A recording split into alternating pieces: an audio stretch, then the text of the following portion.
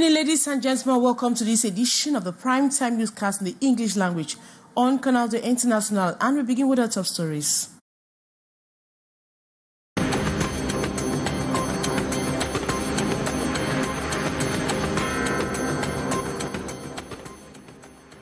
Abductors of the divisional officer of Idabato continue to mount pressure for the 1.9 billion franc CFA ransom they requested for the release of the DO and council staff be paid. It is close to 1 month since pirate members of the Dragon Fighters Marines stormed Idabato in Bakassi and kidnapped 2 persons. We'll tell you more in this edition of Newscast. And we tell you about a wedding ceremony in Douala ended in unimaginable tragedy as a bride identified as Sorrel collapsed while singing a special song for her husband on their wedding night. Those are major stories. Details right ahead.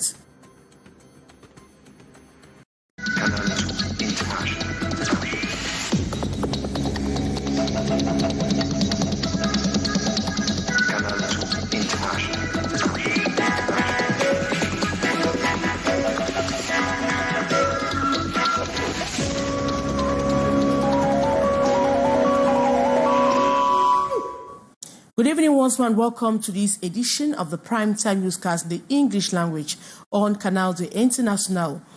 Abductors of the divisional officer of Idabato 1.9 billion francs CFA ransom they requested for the release of the divisional officer and the council staff be paid. It is close to 1 month since pirate members of the Dragon Fighters Marines stormed Idabato in Bakassi and kidnapped 2 persons. More on that story with our reporter Ines Ondwambala.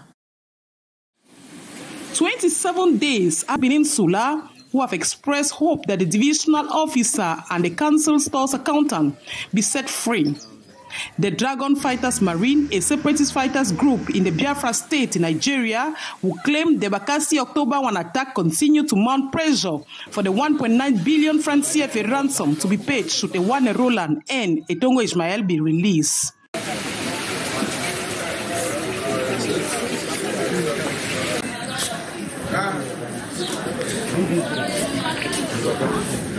For now, the government has made no official statement since last week when the ransom was requested.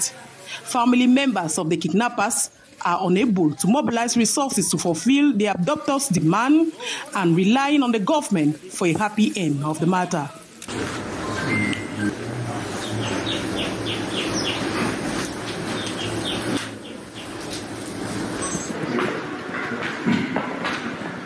In Idabato, activities are grounded, population are living in trauma, the countdown continues, and they hope it will never be too late. And we take you to the northwest region of Cameroon, where the second deputy mayor of Bamenda council has been assassinated. Her mortal remains were found at Chubu Junction this Monday morning. As we hear with our reporter, Latu Cynthia.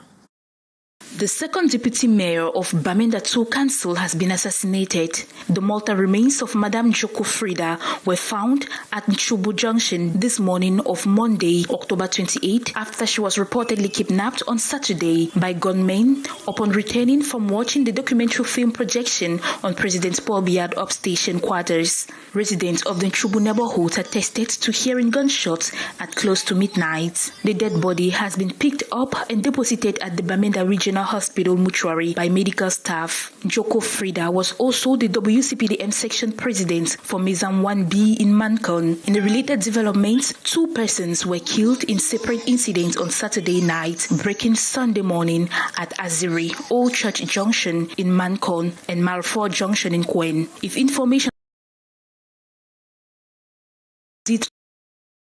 on the man killed at Malfour Junction, which resulted from an incident whereby football fans were watching the match in a snack bar. A ceremony or celebration in Douala ended in an unimaginable tragedy as a bride identified as Sorrel collapsed while singing a special song for her husband on their wedding night that was Saturday. Witnesses her final moments was the couple's photographer still in shock. As we hear the following story. Clovis, the photographer who captured the cherished moments of Sorrel's wedding day, is now grappling with the haunting memory of her final moments. Jared to document the couple's special day, he never anticipated witnessing such tragedy.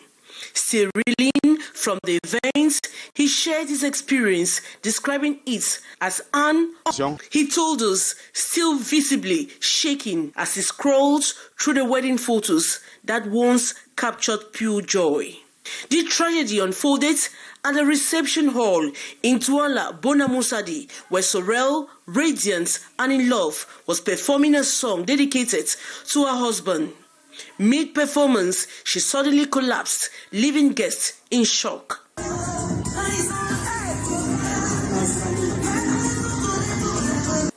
Although the wedding hall's management has chosen not to comment, one of its directors has been questioned by officials from the Aqua Nord Gendarmerie as they work to establish the circumstances of Sorrel's sudden passing. According to an off-camera statement by the commander of the Aqua Nord Gendarmerie, Sorrel's body has been sealed.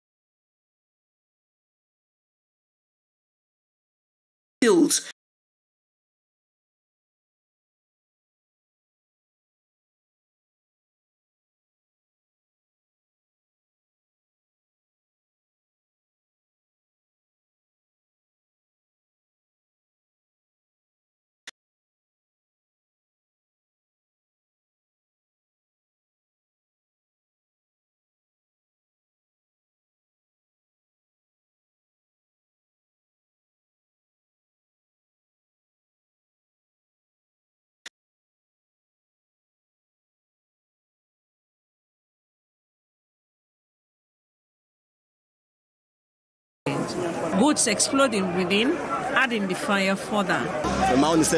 The arrival of the firemen accused to be late and not having enough water supply, the cry of the traders who were disappointed as they had hoped to see situation under control. Les sapeurs sont arrivés quand même avec les efforts. Le feu ne fait que tourner à l'intérieur de Niki. À 5 minutes, l'eau était finie. Il fallait maintenant aller rechercher l'eau. Several local residents, passers-by, other traders who rushed to the market decided to be of help, rescuing what they could, especially as the flames went wild. Quand ça a pris une autre tournure, nous sommes venus pour secourir nos frères. Au moment où j'ai ouvert, on a pu rester ce qu'on pouvait. Unscrupulous individuals are always among the emergency service, saving in the best way they can by stealing or helping the body. The origin of the fire incident not official, but these persons are very certain electricity provoked after power cut. Once the light comes back, what projected the bulbs to explode, electricity came back strong. To help protect the goods, they can. Some 20 shops were burned. The material damage enormous, but luckily no loss in human life. The incident occurred yesterday Sunday at around midday after a heavy downpour, coming almost a month after that at the Mbopi market in Douala. And inhabitants of Bonendale, Sodiko village and Bonamatumbe in Bonoberi, Douala are enduring severe road conditions impacting daily life, transportation and local businesses. Persistent potholes of flooding, livestock on the roads have worsened the plight of the community living residents, desperate for government intervention. More with our reporter Gladys Ambodiba. We are talking about residents of Bonendale, Sodiko village and Bonabatumbe in Douala or Bonoberi are enduring severe road conditions, impacting daily life, transportation, local businesses. Persistent potholes, flooding and livestock on the roads have worsened the plight of the community. As we end the following story with our reporter Gladys Ambodiba.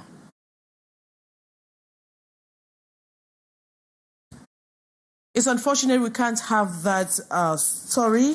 And now the fight against insecurity intensifies in the south-west region and Cameroon at large. Over 2,500 elements of security forces have been deployed in both rural and urban areas in the southwest regions of Cameroon. Our reporter Ines Ondua Ambala was part of that team. Her story.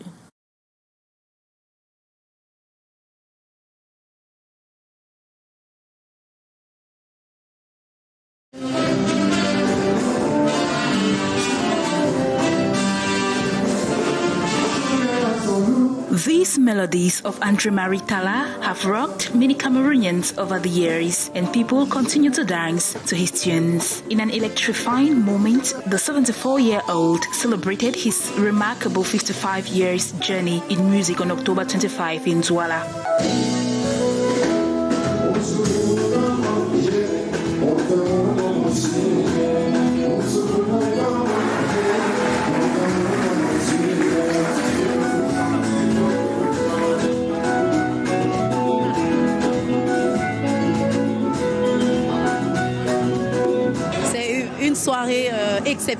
We are spending a beautiful night with the melodies of Andre Tala. My team and I listen and dance to the songs all day as we walk, and they inspire us a lot. I couldn't miss coming here today.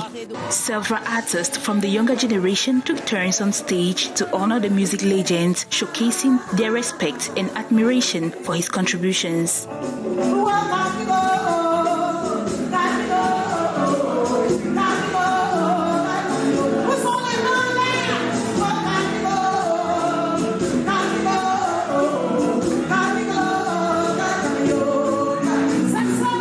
A beautifully designed cake shaped like a guitar represented the artistic legacy he has created in Cameroonian music.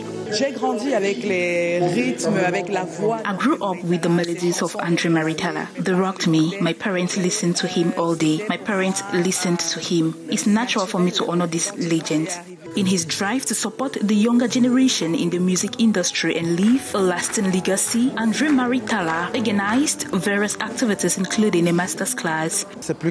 It is more than a dream to me. I've known Andre Tala Marie since my tender age, and celebrating him today is a great honor. Blessings for sure. To see an artist put on age, I would love to follow his path, stay as long in music as he has.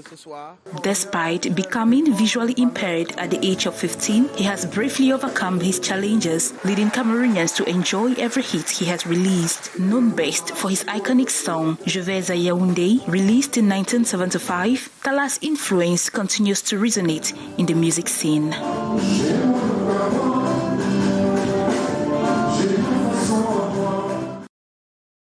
That was a report by Lato Cynthia that brings us to the end of this edition of our primetime newscast in the English language on Canal International. Thanks so much for watching. We're coming up next is The Brief with Matthew Fangwa. Good night.